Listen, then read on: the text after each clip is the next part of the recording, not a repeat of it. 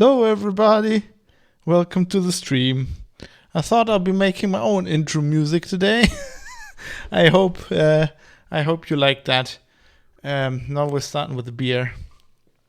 I realize you're probably not tuning in for music, and you should. But I've just been playing around with synthesizers.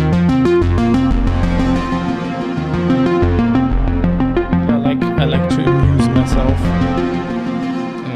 Anyway, enough of that shit.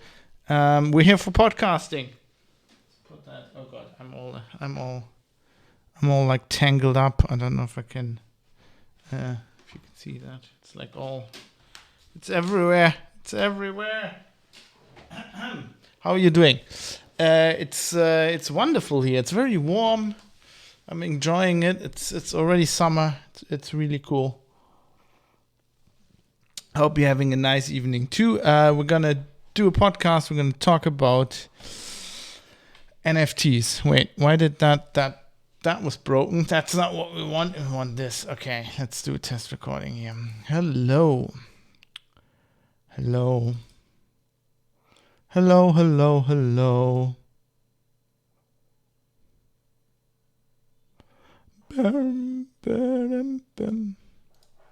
Right. Looks good.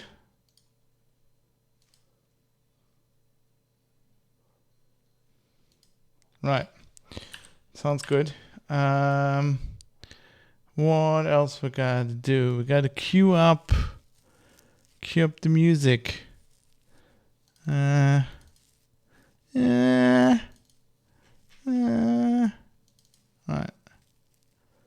Why is that muted? No, it shouldn't be muted. Wait, let me see. How loud is that? Looks good. Got that queued up for later. And with that, why is that broken? Oh god, NVIDIA drivers again. Jesus. Right, let's not get sidetracked. Let's get into this podcast. So the idea is I'm gonna record it as usual, and then if there's enough time, if this doesn't take too long, I might actually edit it on stream and afterwards play a little bit of probably some truck simulator, but I don't know yet. We'll see. I haven't done any gaming this week. It's been horrible. I did play some Tarkov, I think on Tuesday, Monday, I don't know what day it was, with Jonathan for scenictarkov.com. Go check that out. But other than that, nothing really happened. Anyway, let's record the show, shall we? Let's do this.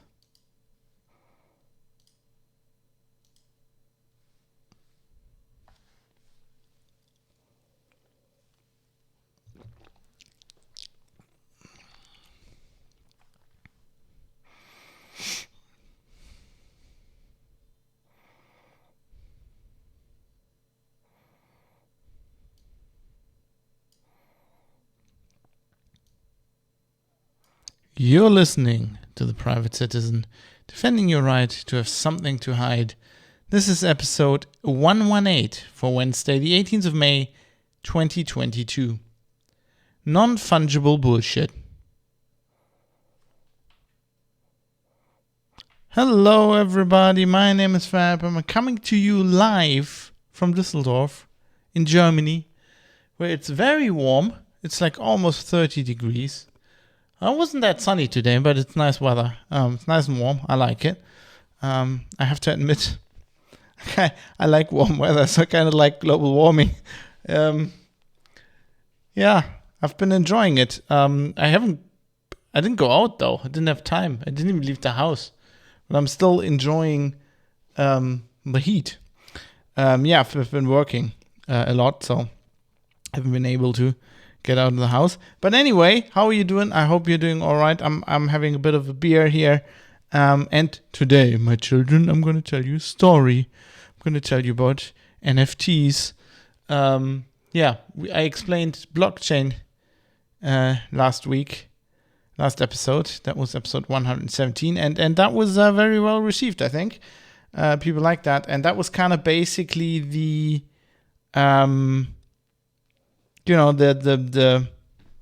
entry point. I kind of had to do that before we get into NFTs. So we're gonna do that today. That was basically what people wanted me to talk about.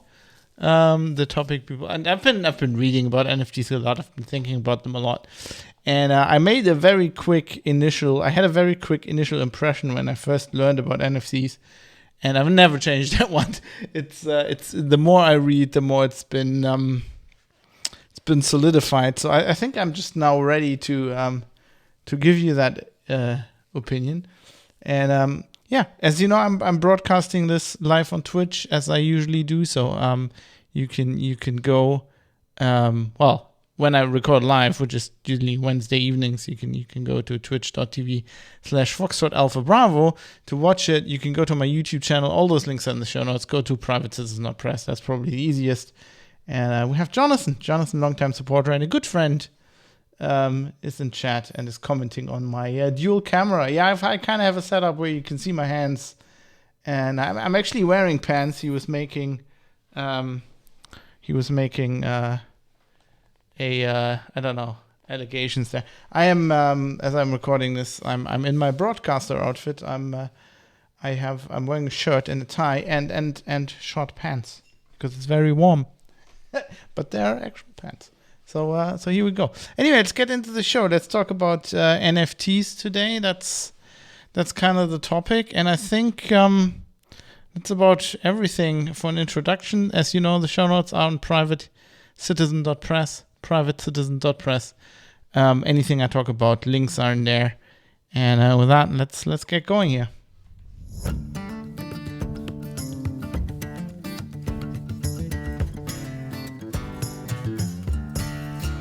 So first of all, we have to talk about basically what are NFTs. Now, if you haven't listened to the previous episode 117, you should really do that. Unless you do know what a blockchain is and how it works, then you can stay right here. So NFT stands for non-fungible token, and I talked about last episode how a blockchain is basically a database, right? It's a public database by definition, but it's a database. And in the case of the Bitcoin cryptocurrency, or other cryptocurrencies as well, depends on the cryptocurrency. But let's say in case of Bitcoin, which I talked about last episode, it's kind of a record. It stores it's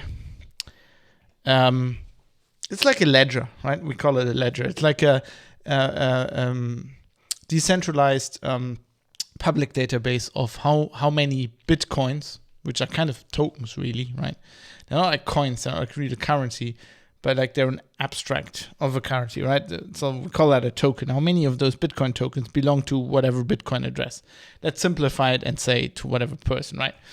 And so what you're storing is what's called a fungible token, which is in currency, fungibility is money.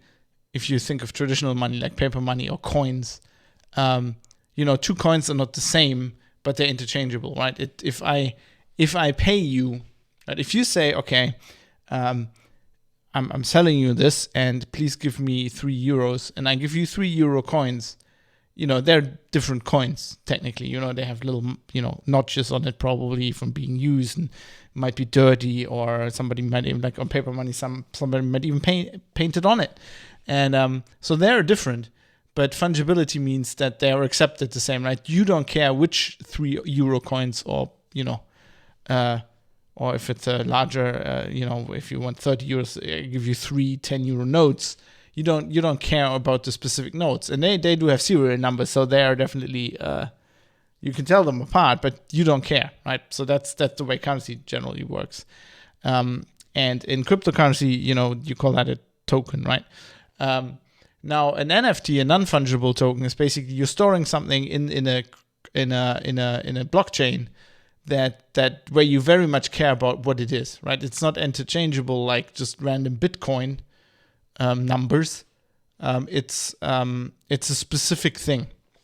And if you think back to like previous episodes where I go to, or the previous episode where I go, it's just a database. There could be anything, right?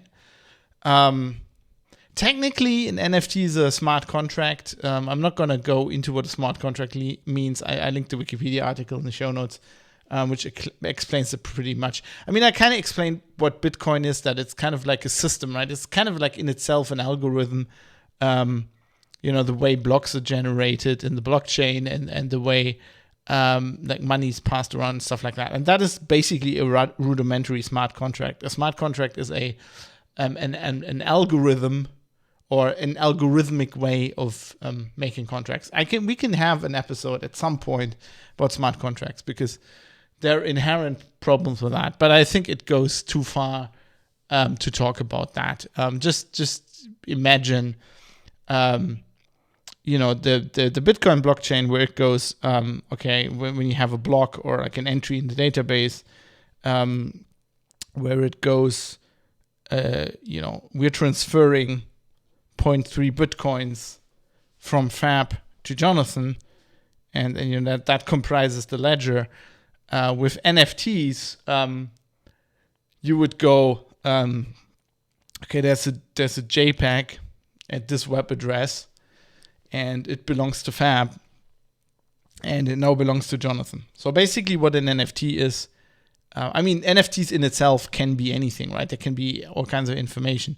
But, for the purposes of what currently most people, when you think of an NFT, what you think of is kind of like, a digital object, generally art, or like could be files, all kinds of assets, really. It could be video game object, like a skin in a video game. And that's generally stored under a certain URL because in the blockchain, you don't have that much space. Technically, if it's like ASCII art, I think you could just store it in the blockchain. But generally, you just, store a URL. So it's basically you use a blockchain, which is a publicly, it has all the upside. You use that blockchain to store information about a certain digital object, in air quotes, belonging to somebody. And I'm going to say in air quotes because what you're storing is, you're storing, like in Bitcoin, where you would say, 3 Bitcoins belong to this Bitcoin address. You say like this, say, art.jpg belongs to this address. And whoever has control over that address has control over this NFT. So much, that's what the theory is. We're going to get into the problems with that and why that doesn't work, or maybe doesn't work in a little bit. But generally, I just wanted to say, I mentioned this, I kind of teased this last episode. I'm very critical of this concept. But before I get into why I am critical about this, generally this idea of having a blockchain and just storing ownership information, or basically, linking addresses, or, establishing control over certain tokens or objects in a blockchain, in itself, I don't think it's a bad idea. It's kind of with the smart contracts, kind of the same thing. I think the idea isn't bad. It's just the implementation sometimes has problems. And I think humans are just not made for smart contracts, but that's maybe a different episode. So the technologies, it's just you're just storing information in a blockchain. It's important to note that with NFTs come the same upsides and downsides that you have with blockchains that we talked about last episode extensively. It's inherently public. People keep saying that things like cryptocurrencies are anonymous, and NFTs is, I guess, the same thing. And I think technically that's true if you're staying within the system, right? So if I didn't talk about this last time because I talked about blockchains, but like if you go into cryptocurrencies specifically, you have these addresses, right? And these addresses are just randomly generated hashes. And the way you establish control over it, like you create your wallet, like you go like, this is my Bitcoin wallet, and that creates an address. Or you can actually create, you don't have to have one address. You can create as many addresses as you want. And it's basically cryptography. It's public-private cryptography. In the end, you have a password, that you sign, that you sign in with, and that kind of unlocks this address. So in itself, that is very anonymous, because the outside world, even though the blockchain is public, only sees that address. And that address is a randomly generated hash, so it's just random noise. So there's no way to know who generated it or when it was generated or anything like that. And since, and as long as you don't tell anybody that you have control of this address, they don't know, right? So you can see the movement, like, even though, for example, Bitcoin is very, very public, because all information in the blockchain is public. You can see literally all of the money at all time. You know where it is. You know where it moves around. But since the recipient addresses are inherently, at least at first, anonymous, you don't know. Now, the problem comes with, as long as you stay within that system and you just send Bitcoin around, you're fine. Nobody knows who you are. The problem comes with getting paid out. And since it's a currency, you will inherently exchange that, right? Let's say you buy something for Bitcoins. You have to have a way to get those Bitcoins, right? And usually you go to an exchange, like a marketplace, where you go, okay, I want to buy X Bitcoin for this many euros, let's say, and then that's where the okay, I'm gonna have another beer. Lovely Radeberger Pilsner. This podcast is not sponsored by Radeberger, but I wish it was. That's where the anonymity breaks down, because in order for you to give the market real money and then they to give you Bitcoin, you have to give them an address, a Bitcoin address. And they then know, and because, especially these days, because of like money laundering regulations, if you, in pretty much any civilized country I know, and not completely corrupt country, you have to authenticate with your real world identity. Like in Germany, you have to do ID card checks and stuff like that, to get this account with the market. So the market knows who you are. So at this point, they do know who you are, and they know at least one of your addresses. And so there's a point of like an outside source that has this information. And then you can trace all the money, right? If they know this address is mine, and no matter how many addresses I send it through, you can trace the money. I mean, there's ways, there's the technologies called tumblers, which basically do with Bitcoin addresses what Tor does, the onion router, right? It's a closed system, and there's many addresses putting money in and many addresses money going out, and you, because of the large volume of the transaction, you can't tell what money's going where. So there are ways of anonymizing it, but the system itself inherently is only anonymous as long as you have stay within the system. And with currencies, you generally don't do that. So it's not as anonymous as people think. So that's because my colleagues in the press, in the mainstream press and the mainstream media, the MSM, they don't understand this at all. They don't know how blockchain works. They just read stuff other journalists write, and so it's like a game of telephone, and in the end nobody understands anything. They always say that, for example, Bitcoin's completely anonymous, that it creates it's a haven for criminals because it's anonymous. And I mean, it's to some extent it's true. I mean, the money laundering aspect is there, definitely. It is there, especially in countries that are very corrupt.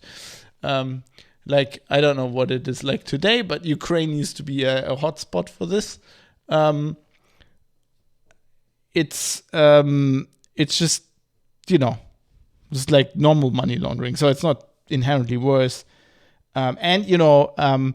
Also organized criminals tend to stay within the system. So they tend to when a ransomware gang buys services from another criminal gang, they sometimes do so in Bitcoin. They tend to stay within the system, so they just exchange stuff in Bitcoin, so they're not as exposed. But there are ways, and large police forces, in Germany, in the UK, people like I think Europol organized this. They have technology, and there are companies making this technology where you can trace money flows through cryptocurrencies, and that's certainly being done, and it's being also used. I don't know if it's ever been in a court case, but it's certainly being used to investigate stuff like that. So that's certainly a thing. So it's not as anonymous as people think. So with NFTs, like with other blockchain technology, you have downsides. You have this publicity kind of thing, and with NFTs, it's kind of the same thing. As long as you stay within the system, whatever blockchain you're using, I guess you're anonymous. But I mean, it's proving ownership, right? And if you at some point publicly want to tell somebody that you own something, then you have to kind of divulge your address and stuff like that. So, right, and it's inherently public. It has, depending on what blockchain technology you use, it has the problem with the proof of work that needs energy and wastes computing resources and stuff like that. So I just wanted to make sure in the beginning here that everybody understood that that's the case, and that I don't object to the actual technology of sharing, storing stuff in the blockchain. As I said last episode, it's a good technology. The problem is it solves a very specific problem, right? Well, that isn't really a problem. It solves a very specific problem. It's just that most people don't understand it. They tend to sell it or use it as a catch-all technology because they don't really understand it, and it's a buzzword and it's being sold. But I talked about all of that in the previous episode. So with that, you know what NFTs are. It's really not that complicated. I continuously marvel at mainstream journalists being unable to explain what it is, because really, if you know a few fundamentals, it's really not that hard. It is not magic. It's basically somebody looked at Bitcoin and said, well, what if we store something else in the blockchain, instead of currency? What if we store little contracts basically that say, I own this, right? And then we get to to all the problems that come out of doing that.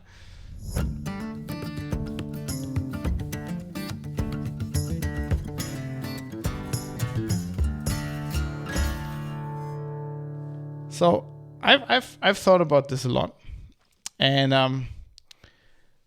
my conclusion is that there's several things wrong with NFTs, specifically two things.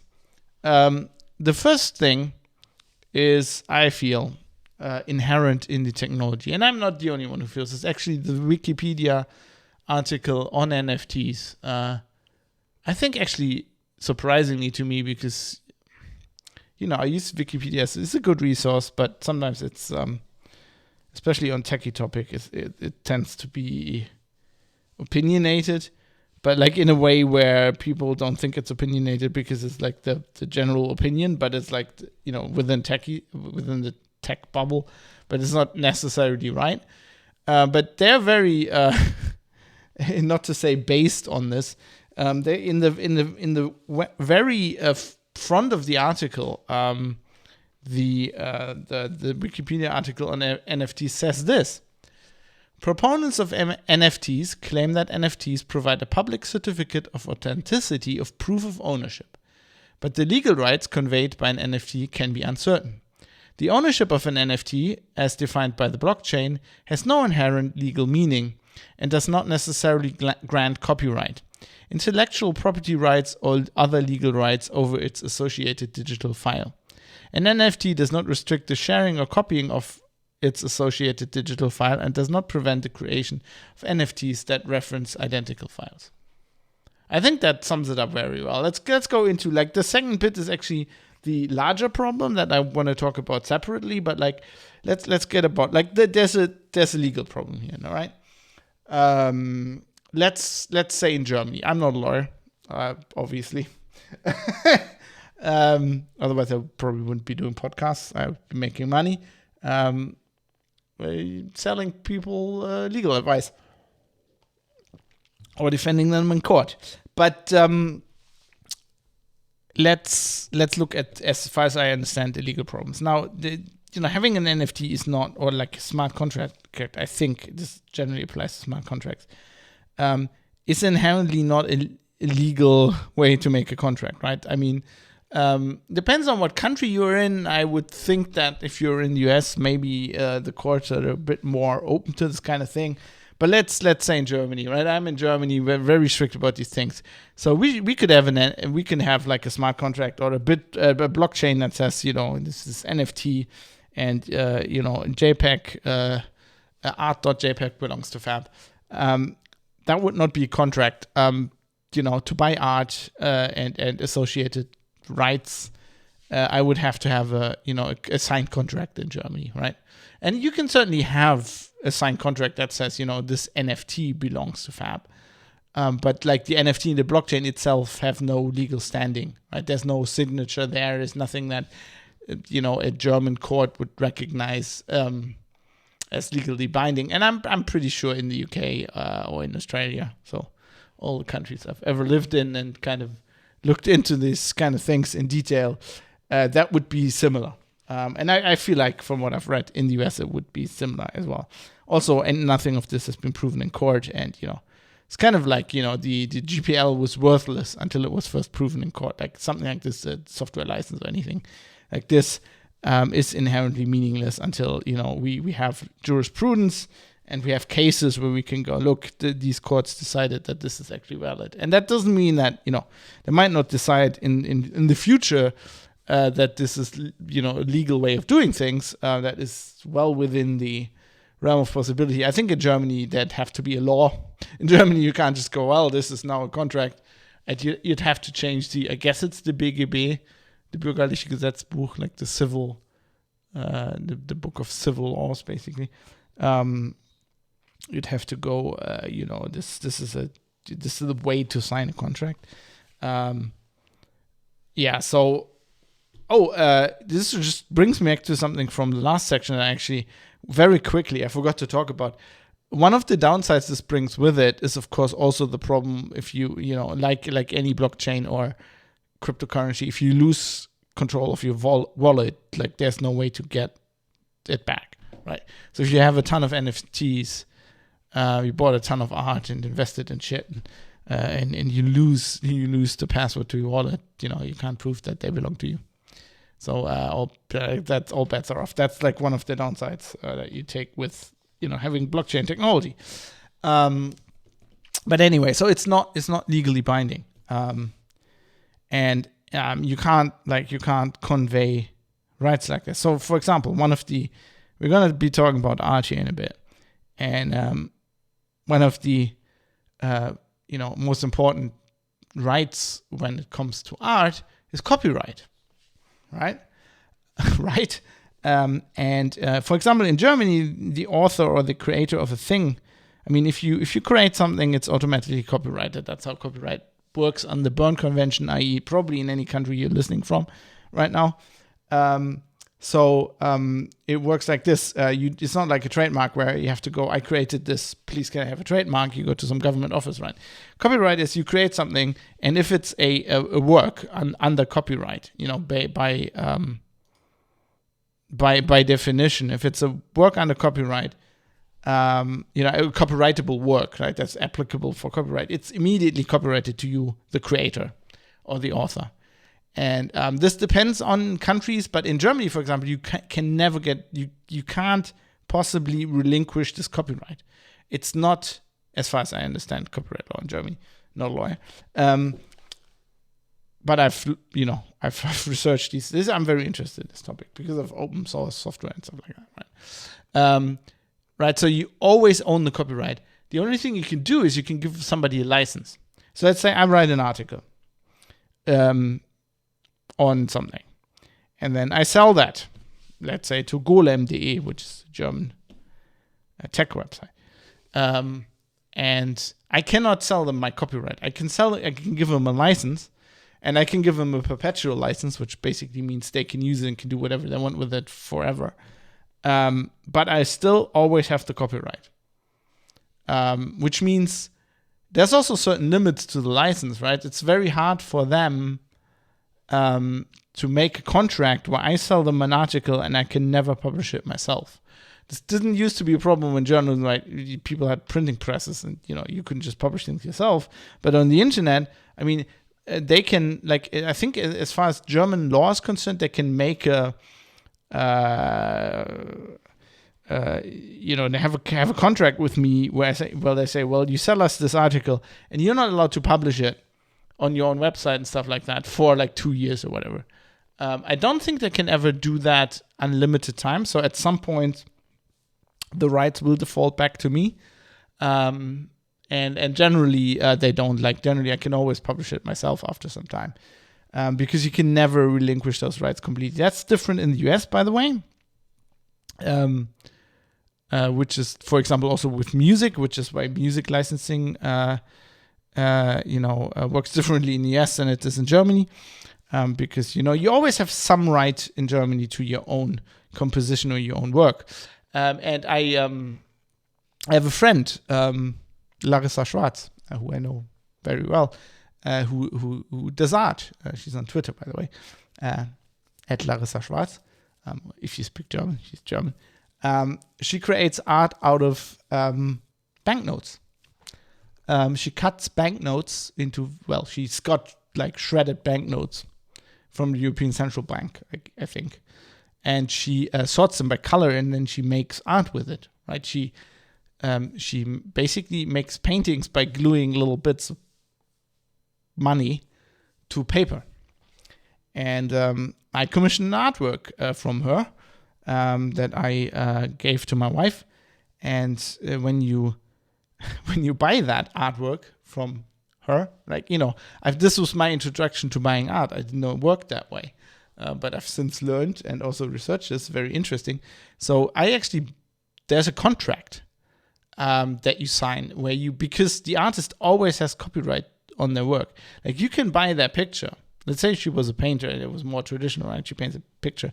I buy it, I can put it in my house, and I have the right to exhibit it. But she always has the copyright to the picture. So I can't just, for example, take a photo of it and upload it to the internet without her permission. Because that would infringe on her copyright. I mean, the contract you have, basically the license, can stipulate that I can do that, but inherently, it's her copyright. That's very interesting. I mean, it applies to everything. It applies to software, to books, and stuff like that. So copyright is a very interesting kind of legal problem, really. And it, of course, also applies to NFTs, because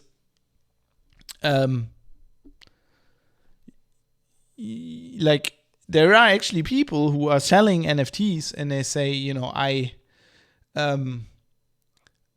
you buy this, art.jpg, you get the copyright for it, which is not technically correct. I mean, they could give you a license, but people generally, I feel also younger people and a lot of older people as well, but it's very prevalent with people that are about 20 and younger. They don't really understand copyright. I think we should be teaching this at school, because it applies to everything, like the internet or something. Like, you hear this. I'm broadcasting on Twitch right now, and there are many Twitch streamers who go like, "Yeah, I'm playing copyright-free music." What they mean is, what they're doing is they're playing music on their stream where the copyright owner and possibly the license holder or the license holder will not initiate legal proceedings or has given them a license to play this on stream. It's not copyright-free music. There is no such thing as copyright-free music. There's no, a work is always copyrighted. And even if you're in a country where you, as an author or as a creator, can sell that copyright, generally it is a license. But if you can do that, then somebody else has copyright, right? Somebody always holds the copyright on something. So they're this might sound as a nitpick, but somebody saying that, that they don't inherently understand how copyright works. You also hear some people, you have to register copyright, right? Say that, but that's also not how copyright works. as I explained, copyright exists by just creating a work. And so I think some of the people that are, buying NFTs or like involved in the scene, they don't know this either. They possibly don't know how copyright works. And that is a huge problem. So basically the problem that's inherent in this technology is that you have a blockchain, right? And the blockchain goes, Fab owns this piece of art, but that's just a statement in an internet database that has nothing to do with any legal ownership rights. Right, and legal ownership rights are the only ownership rights that count. Because if somebody sells an NFT of their artwork, and says sells me for €1,000, sells me this NFT, and then I own this NFT, and then that person goes and sells the exact same NFT to 10 other people. What am I gonna do? Like, I've been scammed, right? The only thing I can do is sue that person and say, well, you sold me the rights. You can't sell 10 people the rights. Now, if then a court goes, well, you didn't really buy the rights. And this is different from, like, lots of people say, when you buy digital music or something, you don't buy digital music. But what you do is you buy or you lease or whatever, you get a license. You get a very specific license that is legally binding. How good that is and how close to ownership that depends on the license, but you do get a license. With NFTs, you don't get a license. There's no legally binding stuff. IndieGamiac says, comparing to the streaming music, IndieGamiac streams himself, which should be called copyright safe. Although safe implies it's not really copyright safe though, because that implies it's safe, which it might not be. It depends on the license, like everything. It's not like a lawyer already. It depends on the license. No, you should say I have a license to this music, because that is what you have. Copyright safe music is generally licensed under, Creative Commons or something like that, or like a specific license that says, if you're a streamer, you can do that. And that's, there are also people who are playing music on stream where they go like, this is copyright safe, and it's based on the artist saying, oh yeah, you can use that for streams. But that's also not legally binding. It's kind of like an NFT. If the artist goes around and sues you and you don't have, like, the music I'm going to play, I have two different, like, the music I played in the intro of this show is actually music I licensed specifically from the artist via a site called Jamendo, where you can go, I want to purchase a license to this song to put that on my podcast or whatever, and I did that. And the music at the end that I'm playing is going to be licensed by Epidemic Sound, which is a service where you get a subscription, and then as long as you have that subscription, things you produce, like podcasts or YouTube videos or whatever, that you produced while you had an active subscription, you have a license for that forever. So, if I cancel my license, I cannot no longer use music from the catalog for new episodes, but the old episodes are okay. So I just have a license. Astral C asks, and what if I put the copyright certificate as part of the NFT? See, there is no such thing as a copyright certificate. Copyright works like this. You're an author or an artist or whatever. You create a work. You have a copyright. That's why it's called a right, right? It's a right. It's not written down. There's no document that says. So I'm writing a book right now. You can go to grimdeep.com. It's a novel. There's no document from a court like you get with a trademark that says, Fab has the copyright on the content of this book. It's just inherent in me creating it. And the only way to prove the only thing I have to do to prove that I own this copyright is to prove that I was the author. And that's generally relatively straightforward. So you could put a license in the blockchain, I guess, right? You could do that. I guess that's, you could do that in smart contracts, and that would be debatable. I mean, I'm not saying courts in the future aren't going like this is legally valid. But the problem is that as long as you don't have that, as long as you don't have a license as part of your NFT that has very specific terms, you don't own the rights. And I'm going to get into why even that is a problem in a bit here. Indie Game says, I guess you can't actively give up your rights. It's just there. Yeah, that's the way it works in the UK, and as far as I know, and definitely in Germany. In the US, it is a bit different. I think you can like basically give it up because you can give like in Germany you can't give an all-encompassing license as well. There's like there's borders to what you can put in a license. In the US, specifically with music contracts, this is a well-known thing about music artists and how they sold their soul to music labels. You know those stories. You can basically, John Fogerty did this for his music. For the longest time, like, he wasn't allowed to play his own songs live. He did. And I think he always basically paid the fines, from the concert revenue. But you can certainly, you can certainly give up a lot of your rights equal to basically you don't have those rights anymore. In countries like Germany, that's a bit harder. But let's get into the second problem, because this first problem is a problem, and it might get solved by courts actually, or by laws being changed and stuff like that. But that's actually not the important problem.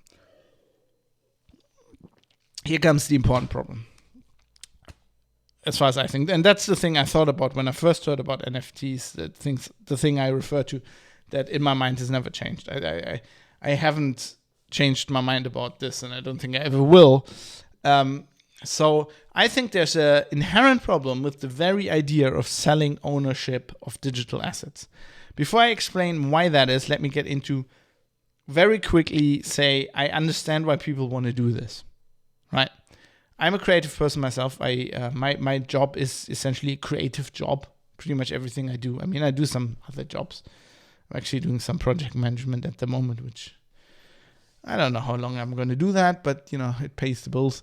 But generally, I'm a creative person, right? My work's creative. I create things like this, the podcast. I write articles. It's creative work, and that's stuff you have your own copyright on, right? So I understand the impulse, and the impulse is that artists have a dilemma. If you look back hundreds of years, this is the way how it worked when you were an artist, from the Middle Ages to the Renaissance to basically till the internet was invented.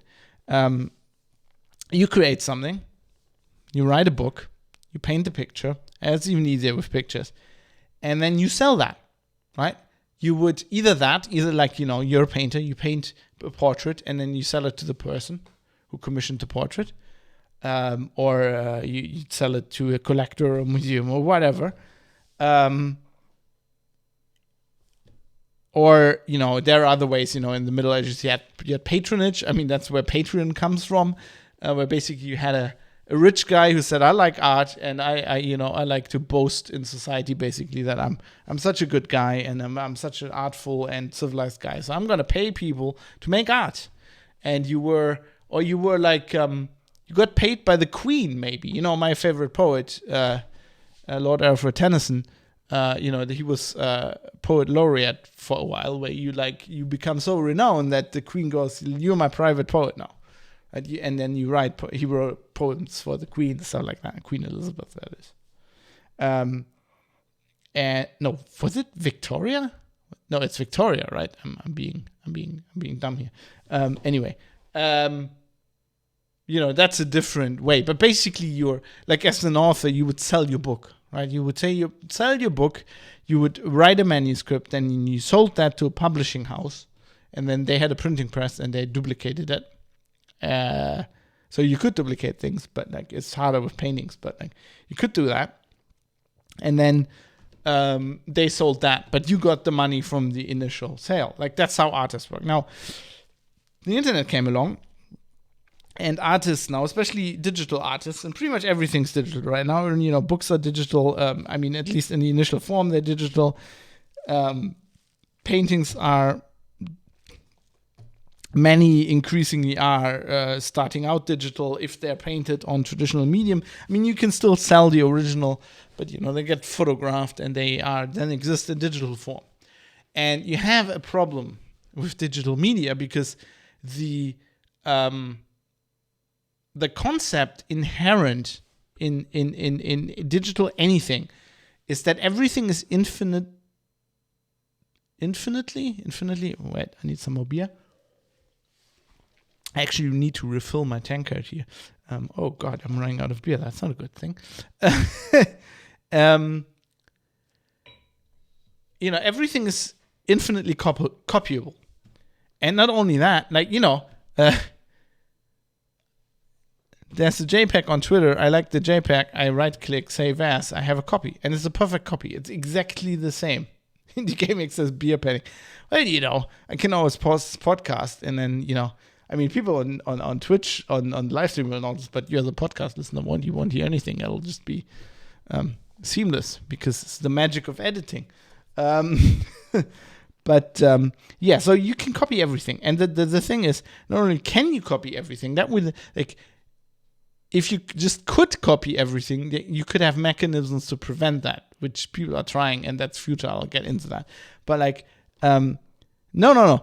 The way digital technology, the internet, the computers, everything, hard drives, floppy disks, tape media, everything works is it is based on copying everything, right? Even if you move a file on a computer, what the computer does is it takes the file, copies it to the destination, and then deletes the original file. Everything in a computer, inherent in how a digital technology works, it copies everything. Which, for example, is why I always produced, since I started doing podcasts in 2006, I've always published them under a Creative Commons license, which explicitly allows this copying. Because if you have a copyrights all right reserved podcast, technically that doesn't even work. Because if you go to my website and you download the podcast, you copy it. And copyright law says you're not allowed to copy it, the work, i.e. the podcast, without explicit permission by the author. So technically, you'd have to ask me to download the podcast. I mean, lots of podcasts are copyright all rights reserved, but that's just by convention, right? Technically, those people could sue you. It's at this point, it's so far that the at least the court in a same country like Germany would go, well, it's kind of implied that you allow that because it's a podcast. But still, that would actually call copyright law into question, I guess. And this is why you have very complicated licenses because, there are people who argue that, and it has been argued in court, especially with file sharing stuff, where people argue that, downloading something and streaming it is different. Which technically it isn't, because both is copying the file, right? If you download it, your computer goes right. Let me copy the file, and it starts at the beginning and downloads it to the end. If I watch a Netflix stream, it's a different technical process. But if I watch an episode of Deep Space Nine on my computer, that's what it does. It copies the complete file from a Netflix server. Right? It might only store it in RAM or whatever, but technically, under copyright law, it's a copy, right? And then even if you don't watch the whole thing, even if you get a part of the file, there's this argument how much of the file do I need to get for it to be the same work? And it gets very complicated. But generally, in digital technology, everything a computer does, everything the internet does, is copying things. When you get a website, it copies the file. It copies a file from the web server. Or a lot of different files, technically, mostly. But, everything you do on your damn computer is copying something. So the idea that we're going to create a system where you have ownership of a digital file really is ludicrous. Ownership as in, I can't copy it. There is, in a way, as I say this, I realize there's the concept of ownership of a digital file, right? So if you if you go on Steam and there's a collection of files, but if you buy a video game, it could be one file technically. And you pay money and you get the file, you get the right to play it. That's the license. You get a license, right? But what I'm saying is what an NFT tries to do and what these artists try to do for understandable reasons is have a canonical copy of their work and that belonging to somebody. And that doesn't work. This copying and licensing and stuff works if you produce a musical album or like just say a song and you license that to anybody who wants to. Our copyright system, our way of licensing, all of our legal systems, in the country, probably all the countries you listen to, are set up for this because they allow for somebody to purchase a copy of that song and listen to it. What doesn't work is just having one copy. Damn! If you do this live on video, I was gesticulating and I indicate one with the wrong finger. Sorry, I didn't mean to flip anybody off. If you're podcast listeners, it means nothing to you, but okay. Watch the Twitch stream sometimes. Or episodes on YouTube. It's fun. When I spill beer or run out of beer or flip the listeners off, the viewers by accident. Anyway, it doesn't allow for you to have only one copy, an exclusive copy. That's just not how it works. Because, like, you can't, let's say I make a JPEG and Jonathan buys it from me. And I go, Jonathan, you own the rights for this JPEG. We can do that in a private thing. But like, if Jonathan goes and goes on his Twitter feed and says, I just bought this NFT from Frap. I bought this JPEG and posts it on Twitter. And if we had a legal framework where him, by buying this, by getting the NFT, however, he was the only person who had a right to have a copy of this file. Like, he couldn't post it on Twitter because anybody visiting his Twitter feed and seeing the picture just made a copy. Doesn't matter if it's on their hard drive or whatever. The computer made a copy, which they wouldn't be allowed to. So putting it somewhere where people could see it on the internet would immediately invalidate the license. And since these NFTs go like, you own this JPEG and the JPEG stored on an URL at the server, anybody who downloads the fucking blockchain and loads that URL just violated that copyright, if there was such a thing. This is why this doesn't work. This doesn't work. I understand why artists want to do that. I very much understand this. As an artist, I want nothing more than other artists, no matter if they're video game developers, if they're novelists, if they're journalists, painters, people who glue money to paper, doesn't matter. Musicians, whoever. I want them to be able to make money and to be fairly compensated for their work. And that's the problem. I'm a journalist. I know what I'm talking about. Getting fairly compensated for creative work in our society is very hard, and it's not getting better. But the solution is not to impose a system on the digital world that just doesn't work. If you want to be able to paint a picture and then sell one copy of it for a huge sum of money, and nobody, being realistically able to copy that, paint oil on canvas and sell that. Never take a photo of it and sell it. Yeah, I could sell it on a license that prevents taking a photo. I don't know if that would actually work, but just do that. Astral C says this is why some licenses in digital are a million pages long with tons of sub-clauses. Yeah, largely. Like if you look at the license for streaming services, they're very, very complicated because they need to make sure of this whole thing. And I think that the people who came up with the idea of NFTs, I don't even know who invented this. And the people who are largely proponents of it don't understand this. They don't understand this problem. And they don't understand why there are licenses that work like this. they're very idealistic largely, and they want a future where we don't need these licenses and, the blockchain governs everything or whatever. But that's just not the way how the world works. This whole thing is a contradiction in terms. It's a futile goal to prevent a digital system from copying things. It doesn't work. It's like it's flawed. It's flawed thinking. And so any system based on this thinking, it's going to be flawed. It's going to have problems. And this is why in digital systems you can never do things like, they've tried for years, DRM and all these things, and you have like websites that go like that lock like your ability to right click save as, you just go print screen. You just like, and then there's ways, okay, you can kind of have HDMI and DC, whatever, and you can kind of encrypt this, but like it's unencrypted on your hard drive somewhere. And if you're smart enough, you can just get there and get to it, and you can fucking take a picture of it. You can copy it, because digital, it's like your computer. There's nothing like these people don't understand this.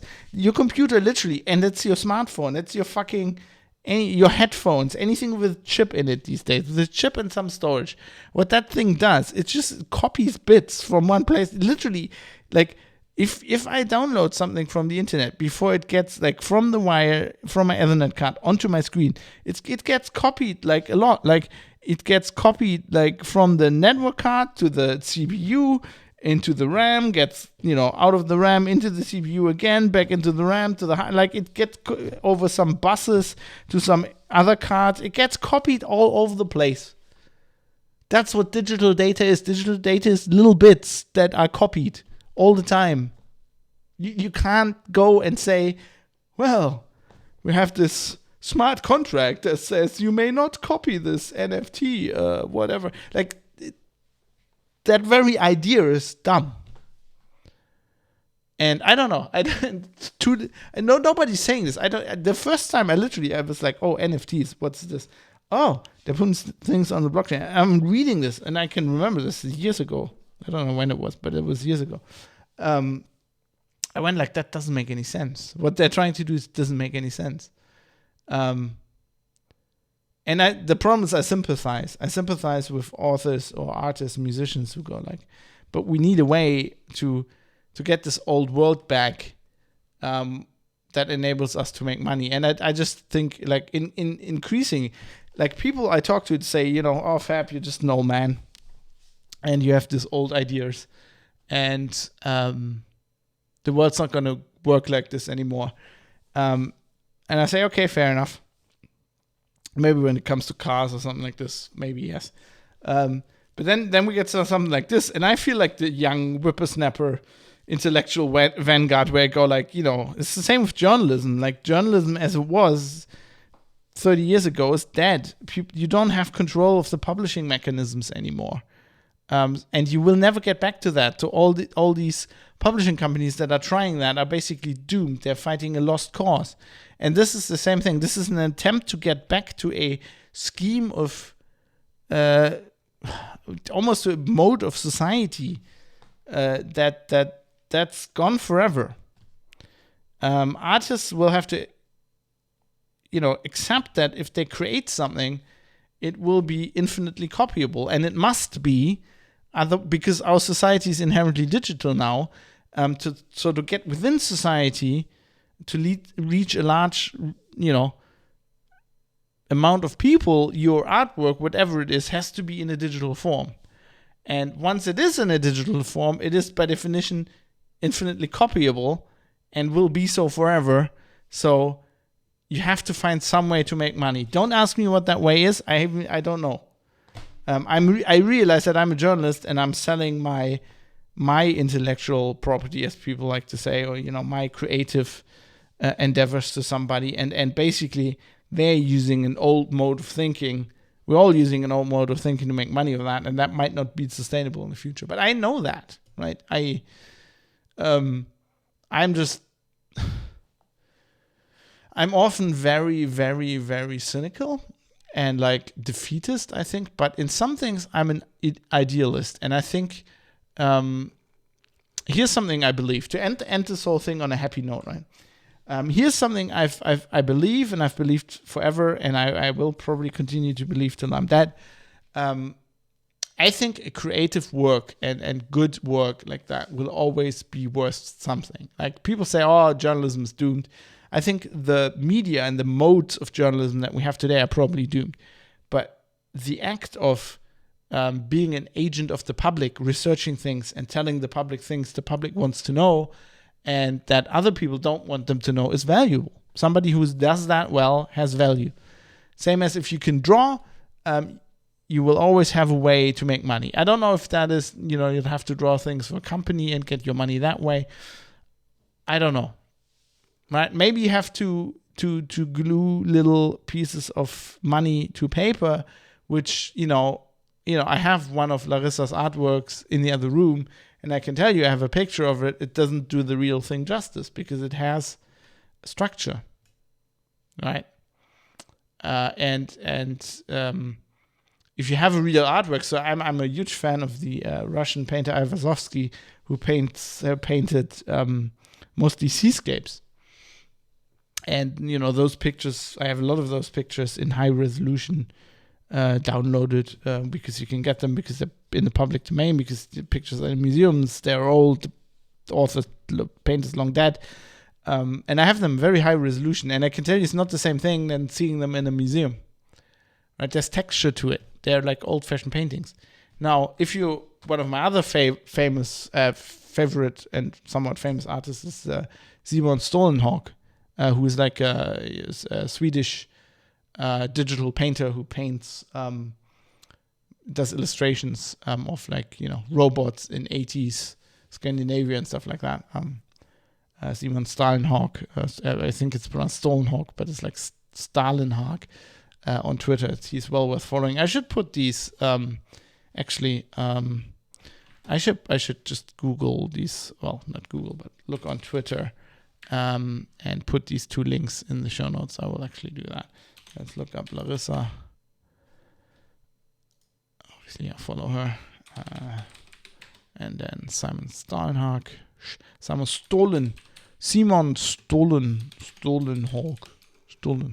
I think it is. Yeah, I want to search for that name. Yes, thank you. I will put links to both of those people in the show notes. They do amazing art. So, and if you do stuff like Stålenhag, which is like, he paints digitally. He doesn't have that. Like, if I have a high resolution image, like, of his work, it's not like Larissa's work, where it's like, has a different, like, dimension to it, like texture or whatever, when you have the real thing in your house. But like, Stålenhag still makes money. He publishes books, right? He makes these books, there's stories in it. He publishes pretty much all of his pictures for free on his website in high resolution. You can download them. I use them as wallpapers all the time. But like, people still buy his books, maybe to support him. It's like, Patreon. It's like a modern mode of patronage. Maybe that's the way to go forward. But also because I have a book. You have a nice coffee table book and it looks good, and it's another way to present things. It's the same thing why people still buy vinyl records, even though in some cases they don't even have vinyl players, right? So maybe we have to find ways like that. But I don't think NFTs is the way. I think NFTs are stupid. And don't take investment advice from me. But for all of these reasons, I would find it kind of stupid to buy an NFT. Right? If I have an artist I really like, and they need money to survive, I just go like, pay them some money. Just PayPal them some money. Or maybe you can go and, get something. Like Stålenhag, for example, does a lot of, like, whenever a new book comes out, he does Kickstarters, right? So you can do the Kickstarter. You can even pay a little bit more than the book. You get some extras, whatever. There are ways to support these people that are a lot less dumb than NFTs. So I would say don't bother with any fucking NFTs. And I hope I gave you a good idea of why I think that. And with that, let's get into the feedback here and start winding up this show.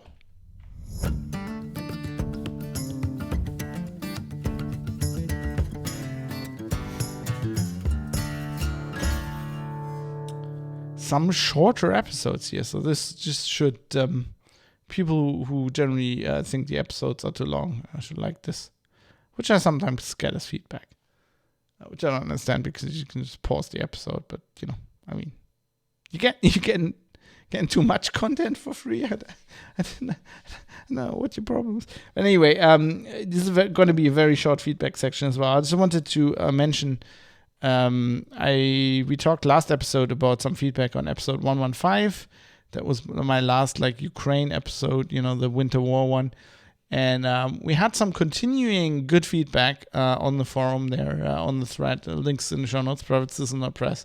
Some input from Galtaran and a new member of the community called Mike Cookie. Kind of like the name Mike Cookie. And Petit Michel is also chiming in again. This is well worth a read. You should maybe go on the forum, read that. You don't even have to sign up. It's all available without signing up. So why don't you do that? And with that, let's talk about patronage.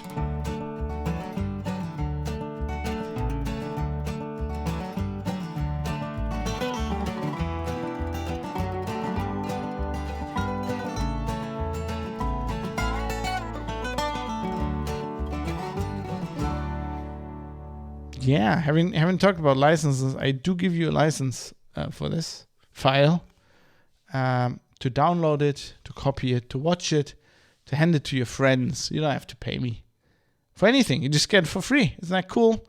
And the reason why I do that is because I think it's the only way it actually makes sense in today's world. And I've thought so since about 2006 or probably longer, but that's when I started implementing it.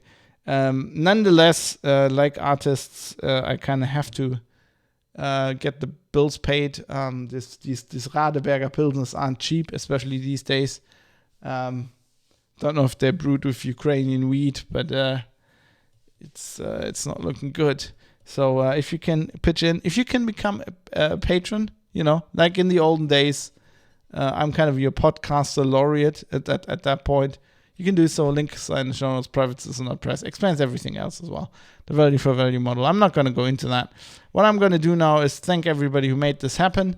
Thank you, Georges, Steve Hose, Butterbeans, Rodane, the Insane, Michael Small, Jonathan, Jonathan M. Hette, Michael Malm Jensen, 1I11G, Dave, Jaroslav Lichtblau, Jackie Plage, Philip Klostermann, IKN, Sandman616, Bennett Piata, Vlad, Mode7, Rizal, Kai Sears, Joe Poser, Avis, Dirk Didi, Fadi Mansour, David Potter, Mika, Cam, Mr. Amish, Dave Amrish, Ricky M, Barry Williams, Jonathan, RJ Tracy, Rick Bragg, Captain Eckhead, Astro C, Robert Forster, Superuser D, No Reply, and Crunkle. And also thanks to my Twitch subscribers, Mike the Dane, Jonathan MH _com, Galtaran, El Terrestrius Jim, Redeemer F, Bacon the Pork, Mode 7's Unavailable, Jonathan 4747, and Indie Gamiacs. Thanks, Indie. And thanks everybody else. And also thanks to Bytemark at bytemark.co.uk, the UK cloud hosting company who provide me with the servers and the bandwidth to bring you the audio files that you can copy off the servers, copying. It's fun. Yeah, and I couldn't do this show without Bytemark, so thanks to Bytemark, bytemark.co.uk. And actually, one thing I wanted to mention, which I forgot because I didn't put in the show notes, I'm going to create a link section where I put in Larissa and Simon on Twitter as well, so you can look at their art. But there was this thing about, what was it?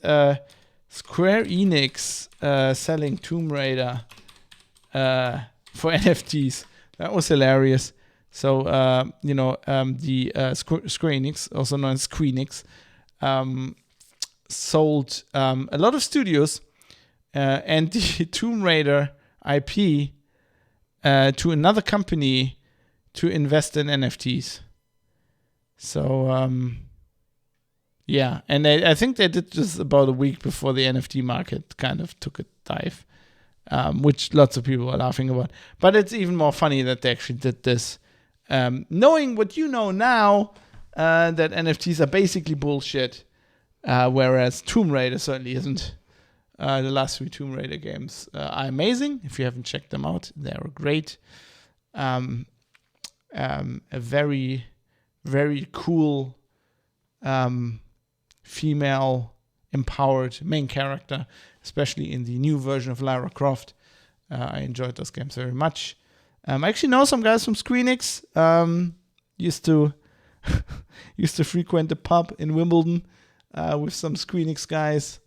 Just some low-level Squeenix guys. I mean, they're probably not Squeenix anymore because I think they've been sold now to whatever that other company was that bought them. It's like some company that just keeps buying up IP as far as I can know. What were they called? So they sold Crystal Dynamics, I think. Oh god, Embracer. the Embracer. It's like some Swedish. I mean, Tomb Raider is going to be fine because they just bought they just bought the studio and the IP and everything, so they're just going to make more Tomb Raider games, and it's not going to be published by the Embracer Group, which sounds sinister. It kind of sounds like the Borg Collective, and the Borg itself sounds kind of Swedish, so I don't know what's going on there, but that was just hilarious. Yeah. I'm not sure Squeenix is going to be fine. Anyway, I've talked about the music for this podcast intro song called Acoustic Roots by Raul Cabezali, which I licensed. And then I have a license from Epidemic Sound for the outro song, which is another song by Lupus Nocte. Like in the previous episode, I thought I'll tie those two thematically together. It's going to be some synthwave. It's called Juicy.exe. Juicy.exe. So I thought that was hilarious, and I think it fits this episode very well. I hope you enjoyed it. I hope you learned something. Aim to misbehave and support your favorite artist, but please not by buying NFTs.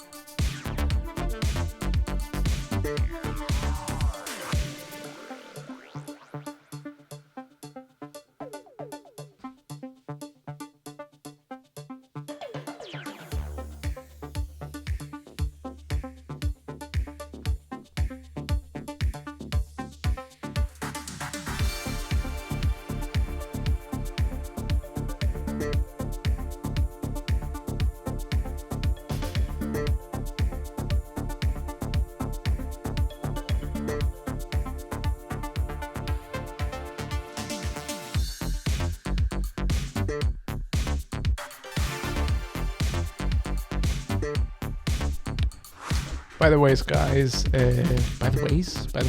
it looks like time's on my side, so I'm gonna take a quick break after this, and I'm gonna edit the show and put it out. I'm gonna leave the stream running, and then we're just gonna switch over. I'm gonna get my driving wheels set up, and then I'm gonna go Euro trucking a little bit. I think I I drank 2 beers already, so I don't think I'll be able to do Dirt Rally. At least not very well. So I think we're just gonna go trucking a little bit.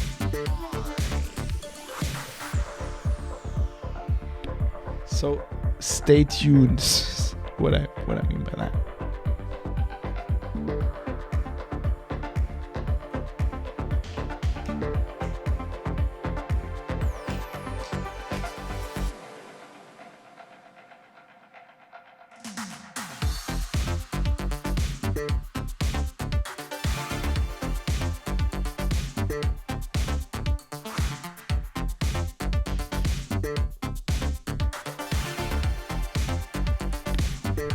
License for this music is provided by Epidemic Sound.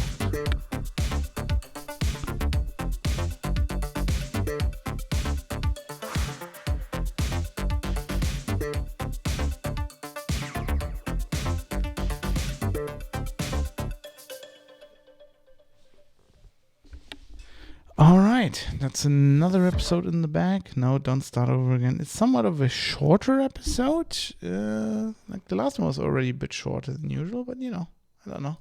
I thought I'd said everything I need to say. I don't possibly know what else to say about this. It's a stupid idea.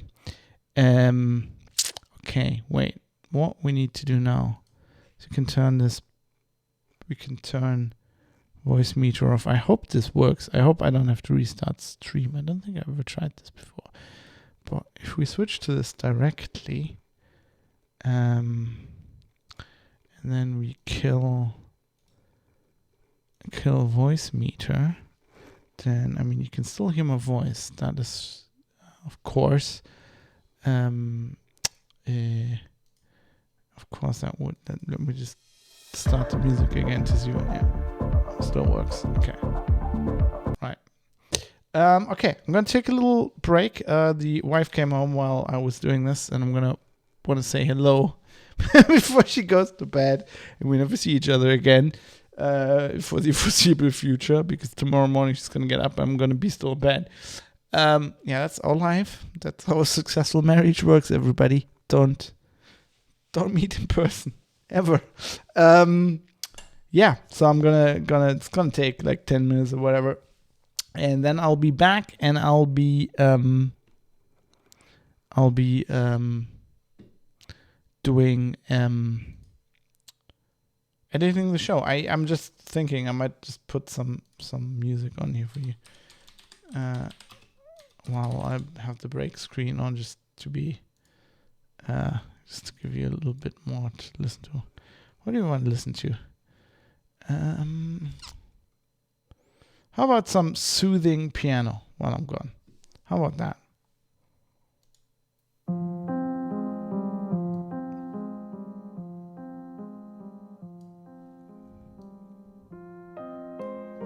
See you in a bit.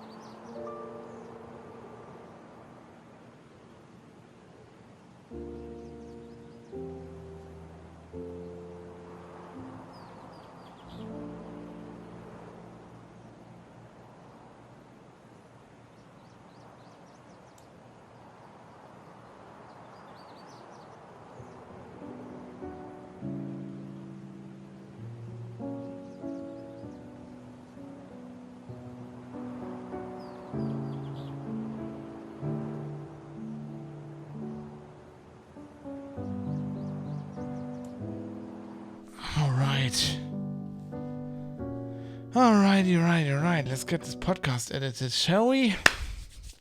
Let's get this done. Oh, didn't want to do that. What the fuck? All right. Let's get this beer opened. I don't know if Jonathan is still there. Does it actually say? Oh yeah. But this is this for Jonathan.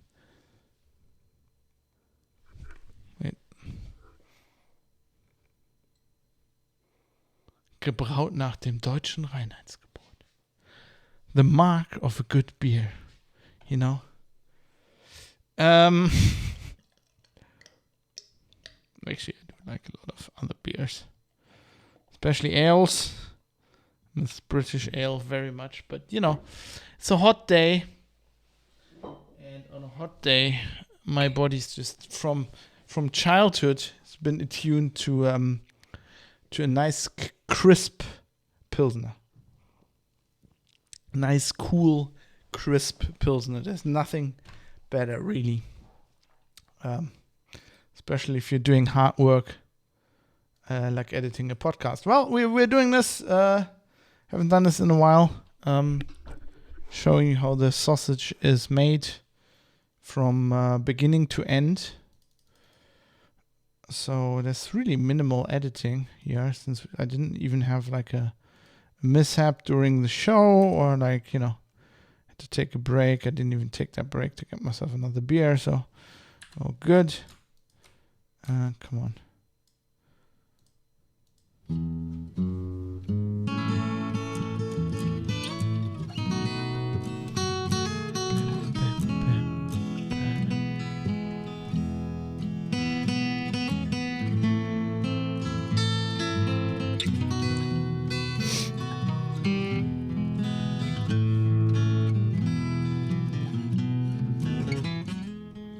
You're listening to The Private Citizen, defending your right to have something to hide.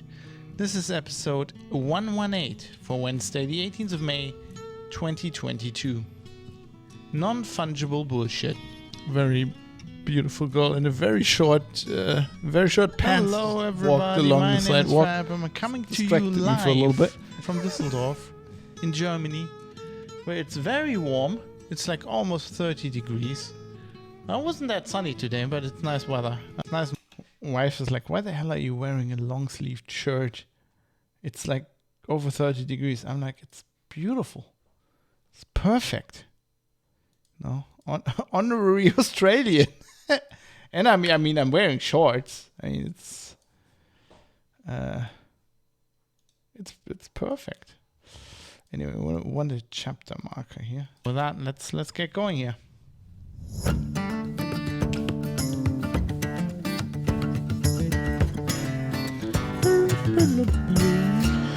So first of all, we have to talk about basically what are NFTs. Now, if you haven't listened to the previous episode 117, you should really do that. And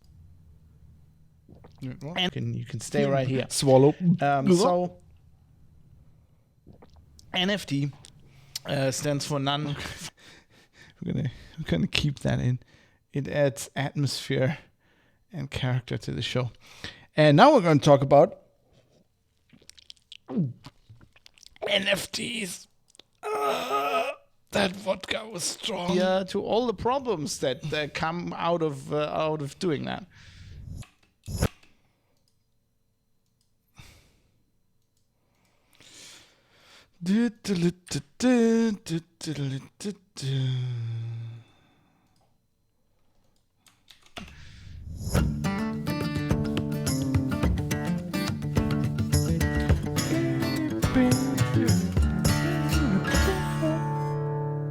So man, I like the summer. I've thought about this More a lot. girls.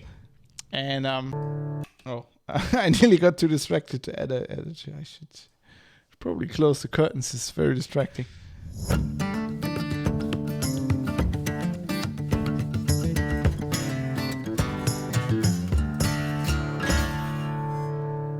So I've thought about this a lot, and my conclusion is that there's several things wrong with NFTs. They need money. So let's start winding up this show.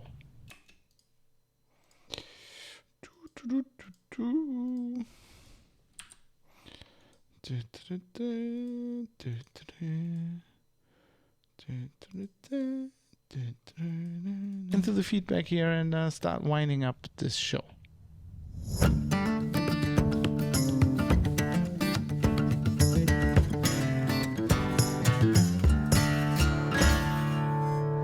Some shorter episodes here, so this just should people who generally thought.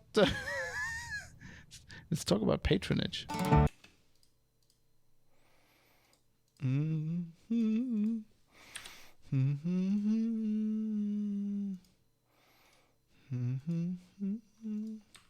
Patronage.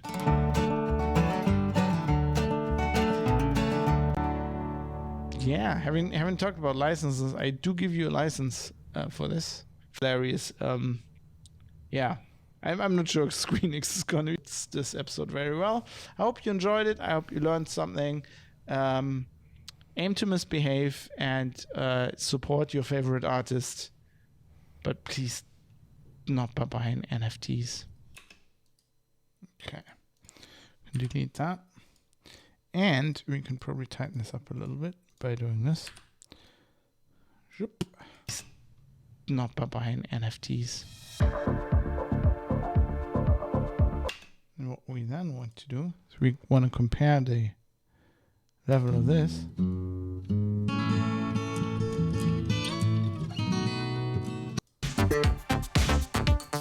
Yeah, I think that's kind of fitting.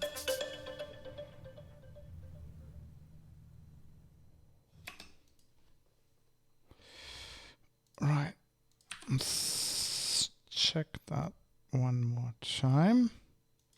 Support your favorite artist, but please not by buying NFTs.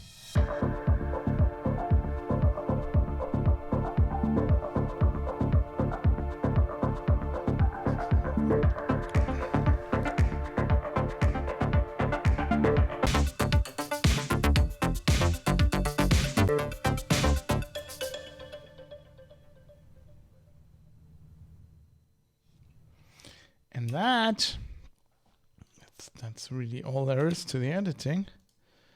What we then want to do is give it chapter names.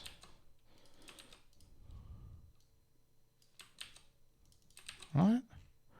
This is... Wait. Okay. I missed the chapter.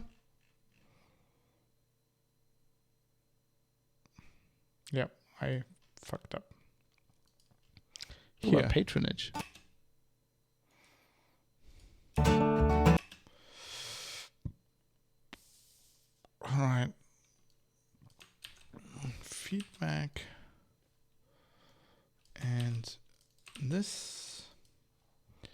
Yeah. Okay. There we are. What we then want to do is change this. Episode 118. Okay.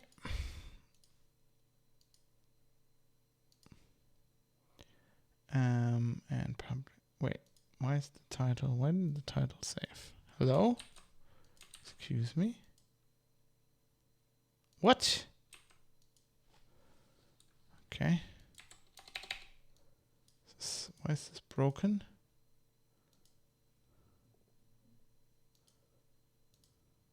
Okay. Now it works. All right, we're going to do that. While it does that, what we're going to do is... Oh, I didn't have that open. That's a problem. Well, it's not a problem, but it's... in the last episode, I already did this. I did like additional links for this episode before the feedback section. We'll do that again. Let's make sure we don't make any typos here. Twitter.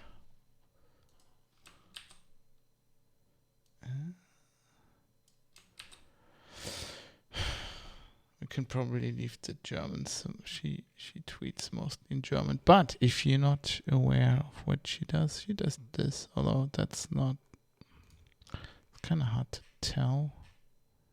That's not a typical one. Well, she's got a website as well. You can go to the website. Yeah. Give me all the cookies. I'm fine. She does these kind of things. So it's basically it's made out of glued money. It's pretty cool. So this is the one I gave to Katie. She made that after my specifications. Actually, my mother bought this one. Oh, my father had that one made for my mother. It's Frida Kahlo. She loves Frida Kahlo. So good stuff. Right. So how does that look with the flag? Yes, works. Okay, we're gonna definitely have to copy that name because it'll be fucking hard to get that. Where that fucking A is.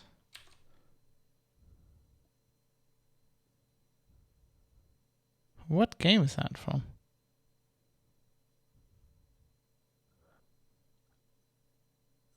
Looks very Stollenhawk indeed. Simon Stollenhawk on Twitter. Alright. And then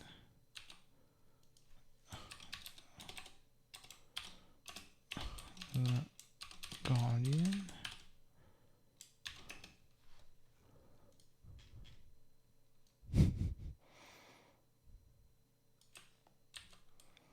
Square Enix. So it's Tomb Raider. To concentrate on NFTs. What the actual fuck? What a bunch of idiots. Alright. So we got that in. How's this going? This is still going. Okay, that seems good. Do I need to change anything? Let's put the time in. Let's make it right now for intents and purposes. I need a picture as well. Holy shit. Okay. I need a splash picture.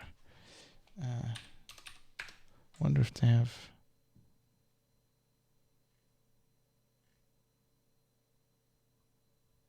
Is that like the NFT symbol? Oh god, this is all suboptimal.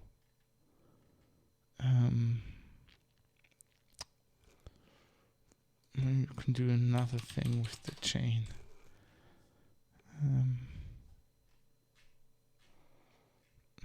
Chain around somebody's neck, maybe.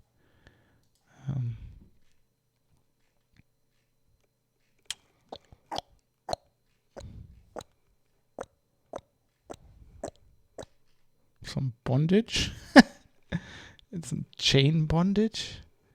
It's Frenchie. What the fuck? That must be Speaker's Corner when they said. I like how he's got like chain tattoos as well. That's pretty amazing. I always been thinking about like a chain tattoo around the arm might look really cool. Like I think I got that idea from Dragon Age 2. That Frenchie. What the fuck is all of this?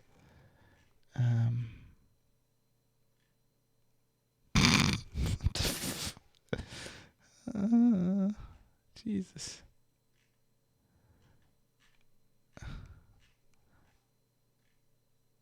I need somebody like hanged by a chain. Oh my god, this brings me to an anecdote. Oh god. This is great. So Patrick Stewart, right? A Shakespearean actor, really distinguished and stuff. Fucking Star Trek Picard, where he's a executive producer and actually wrote some of the dialogue, I believe. Red Letter Media pointed this out. They keep saying my mother hung herself, and it's a very, you always say something is hung. The picture's hung on the wall. The dude is hung. You say that. But if somebody hanged themselves, you specifically say, my mother hanged herself. You not say hung. You say she hanged herself. It's so embarrassing for somebody who cares about language, which I presume that Patrick Stewart, I thought Patrick Stewart did as well. But apparently, no. Apparently, no. This is all not symbolic enough. It's not symbolic enough. Something with art. We got the supply chain, sustainable chain.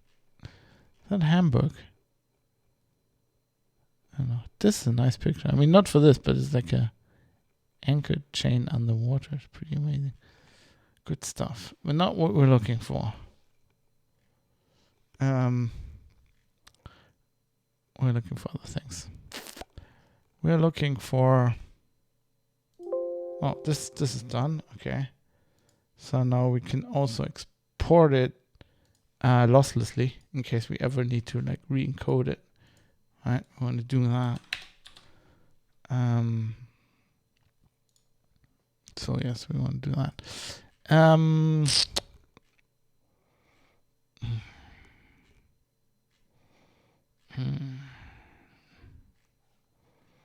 not happy with any of this.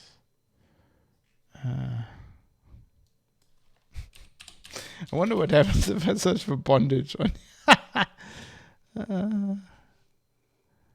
You need like chain. What the fuck is that? You need like chain bondage. Oh, that's unsurprisingly, it's not a lot on there. Also, the collections are very large.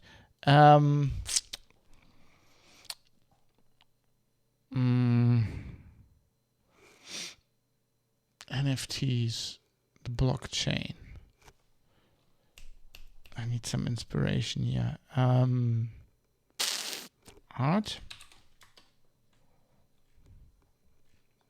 That's too wide a search criteria.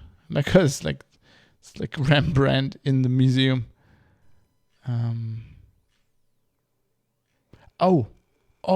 Wasn't there this NFT with Madonna birthing a tree?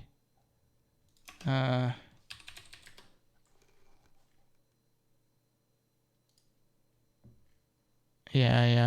This is exactly where you can. Anybody who is at work right now, this is gonna be not safe for work. This is actually not the site I was reading. Like they had the actual video on there. I can't actually. Hype Bay. The fuck? What website was that on? Wasn't it this? NFT artist Beeple. I mean, if I already hear something like this, like, isn't it on Vox? Isn't this on like, I'm an NFT artist. I'm an idiot. Is that on Vox.com? What's Fortune? What kind of a teaser image is that? Is your fucking site broken? Oh God, I just want a picture of this.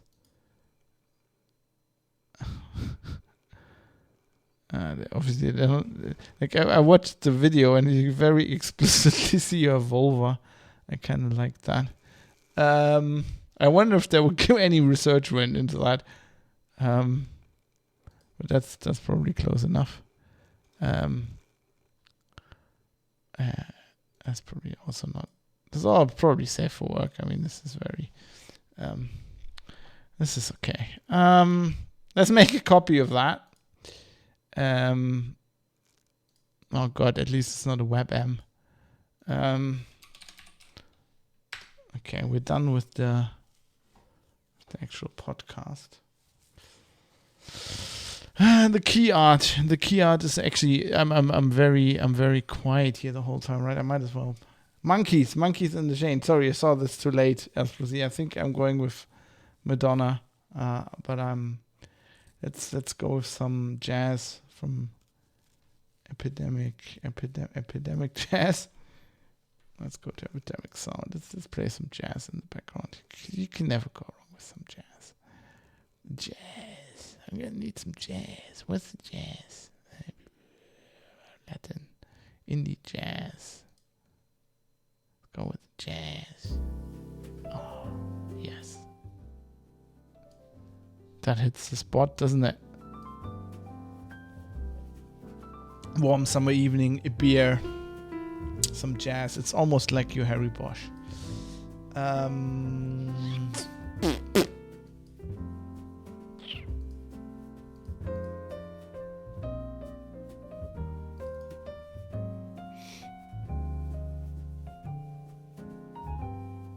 Whatever, I guess. I just want this to be 16, but wait, why is this not put? Why is this not 16 by 9? Thank you. Let's zoom in a bit on the action as well. Get the tree in there. How do you get an idea to? Those breasts look like they're surgically enhanced to me. Oh, smaller than we need it to be. Oh, no matter. We can just. It doesn't matter. That's fuzzy because. We're gonna convert it now. We're gonna convert it.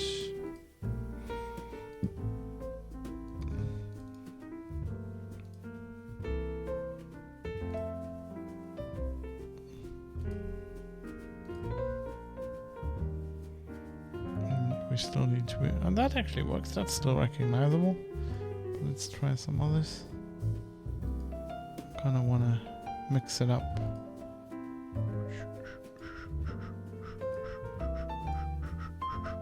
And what we just did was like basically explaining why owning that NFT is dumb.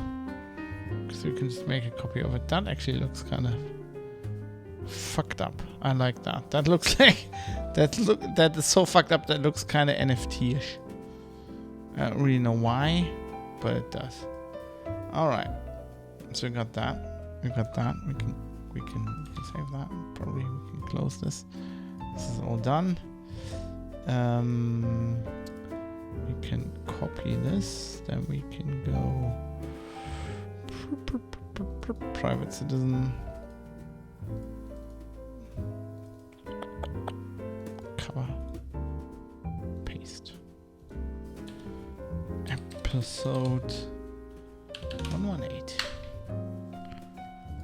Yeah, I kind of like that. Nothing against your monkey idea, Astral, but I do kind of like how fucked up that is. All right.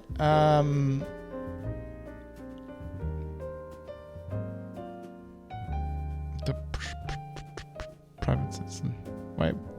Why is my brain not work? Episodes. Right, we need to name that.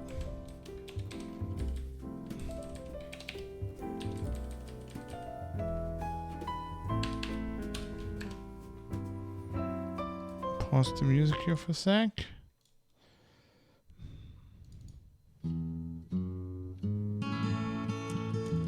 can't decide how long the episode is. That's cute.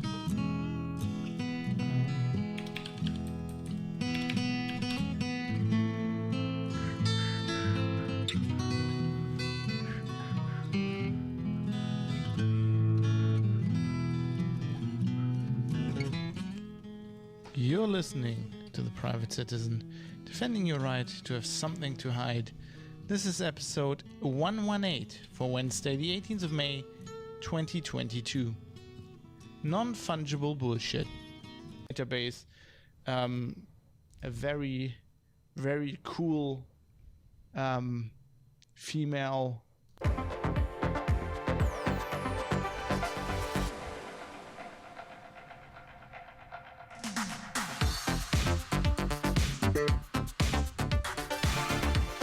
Okay, now I need to do some stuff where I can't show you my desktop. Okay.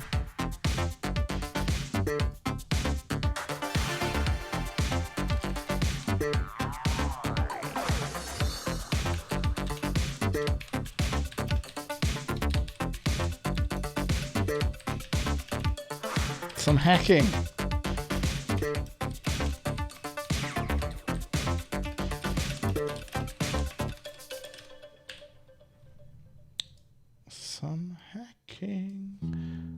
Okay, well that's correct. I'm gonna put the music back on so we got something to listen to. All right, do the hacking bit. Do we need this? This.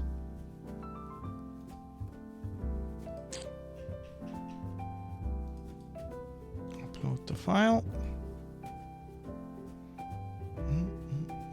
I like how that's not fucking with my Twitch bandwidth. That's fiber free. Gotta love the fiber. Right. So we do this. We do this, which is a crucial part. It's extremely dangerous. Did I hear NFT? Jonathan, did you just got back? Wait. What you been up to? You been raiding in Tarkov? What's the Oxcast done?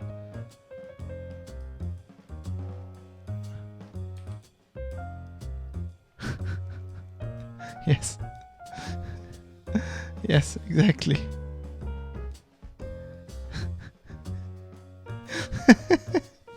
They get it, you know. Simon gets it. Honeydew gets it. Honeydew isn't an idiot. I like that. Just devoured some gyros. Gyros? You devoured some gyros? No, it's the future. You haven't listened to the episode, obviously. You need to listen to this episode in the podcast, or watch it on YouTube or whatever. Watch the VOD. Anyway, sorry, I need to concentrate. I need to do some hacking. I'll be there for you in a bit, and then I'll have this edited, and then we can go trucking. We can go trucking.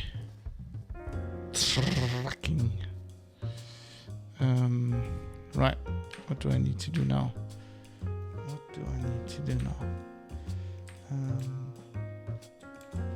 I need to move this file. Alright.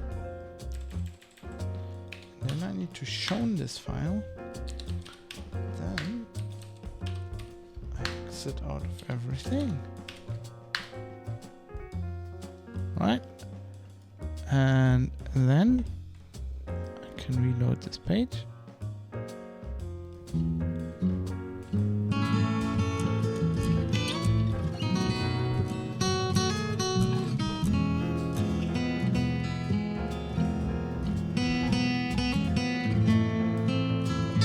So is there a monkey theme with NFTs? What's the monkey connection? Is that another meme I missed? You're listening to The Private Citizen, defending your right to have something to hide. This is episode 118. It's like SRC keeps bringing up these memes, like this Sigma male Grind set. Didn't know about that. Bored monkeys NFTs. Making NFTs just like the typewriter memes. Is that it? Alright. Some bullshit type thing. Yeah, okay.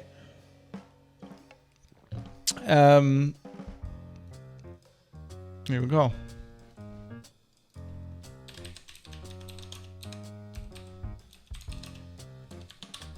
Doing the right case with git commits is important. It's not imperative. Well, you could have. It doesn't matter. Do we have everything? We need time. We have everything. I've changed this. This is all good. Yes. Boom. Then we go push. And then we just wait for Netlify to do the Netlify magic. Kill the Hugo server. Then in a bit, should be live. Then we can tweet it. Wait, let me go like this, so it's gonna read my Twitter reply. Okay, it's just somebody liking or retweeting. That's okay. It's not something we can show. I'm always a bit,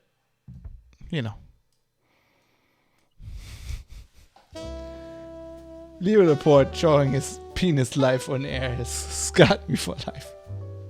Multiple times, actually, I think. And his wife's vagina. And the sex swing. Oh man, poor Leo. But, you live by the sword, you die by the sword, that's what they say, I guess. Git commit messages start with lowercase in most guides I saw. Well, most guides you saw fucking can't grammar, I guess. Nothing starts with lowercase. At least if you're putting care. I mean, yeah, on the WhatsApp message or whatever. But if you're putting care into your work, programmers, man, got no taste. By the way, Simon Stolenhawk wallpaper. I love that guy. Like how oh shit, no, put it on a different desktop in Windows. No, I didn't want to do that. Oh god, how do I fix this? No, I just hit everything? Oh fuck. Oh, I fucking hit all the windows. That's annoying. That's very... Bash commands in lowercase. Yeah, that's right. True. I mean that you have a point there, but I don't even know like what. You're not communicating with the human being there. Anyway, no.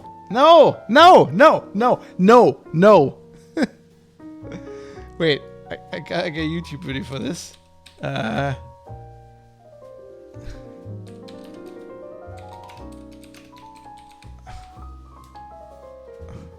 Pause the music. This is important. Oh. Go die in the fire. No, what? Why can't? Where's the button? Oh, I'm locked out, so I can't even. Oh, fuck. Wait. No!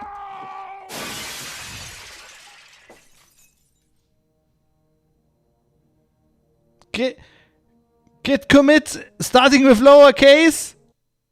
No!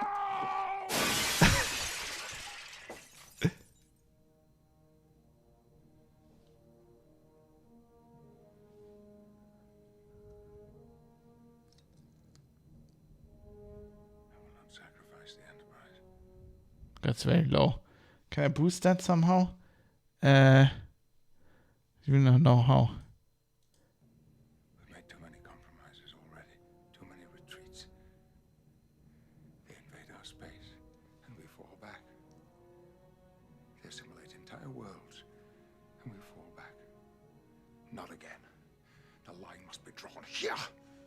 This far, no farther. I will make them pay for what they've done.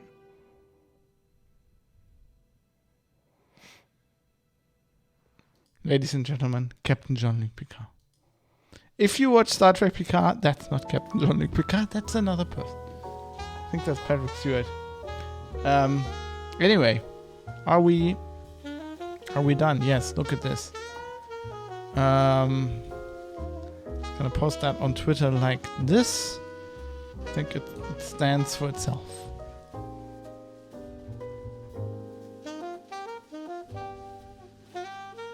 Yes, I think that teaser image works.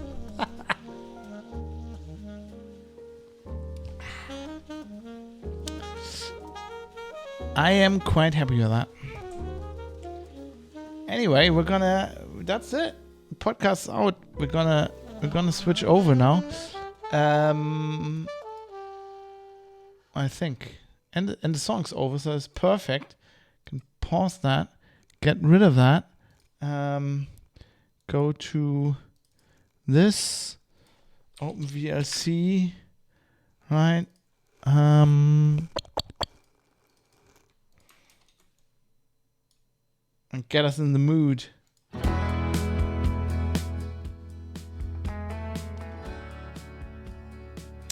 Okay. I will now have a break. Don't be alarmed. It'll take a bit. I need to rebuild. I need to get the wheel in order and everything. And also I need to change clothes because this really isn't trucker outfit. So don't be alarmed. I'm not going to change clothes on camera. But I'll look different in a little bit. And then we also need to switch I need to remember to switch the Twitch category. Yeah, so thanks for watching me record a podcast. If you want to see me do some trucking in Euro Truck Simulator, just stay tuned. I'll be right back. See you in a bit.